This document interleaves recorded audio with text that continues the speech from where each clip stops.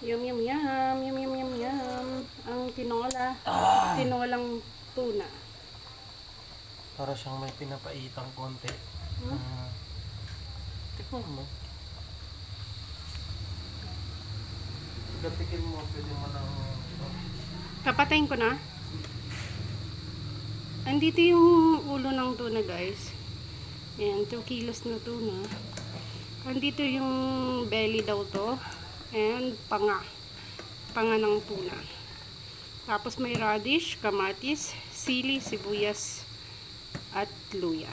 Ayan, ito yung tinolang tuna. O kaya dito, ay tinulang tuna lang pala. Tikman natin. May laman loob din pala to ng tuna, guys. Hindi naman mapait. Sabi niya mapait. Hindi siya mapait. Masarap siya.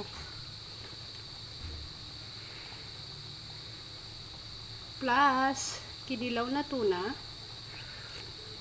Ang ulam namin. At adobong manok. Ayan. Ito yung adobo sa dugo. Ayan. Luto naman to ni Guli. Manok yan, guys. Native na manok. See? Wow. Sarap. Tapos may isa pa. Kinilaw na tuna. Wait. Ito yung kinilaw na tuna. Radish, pipino, sibuyas, bawang luya. Ayan, halo-haloin lang. Lagyan nyo ng suka. Anyway, nilagyan din pala ito ng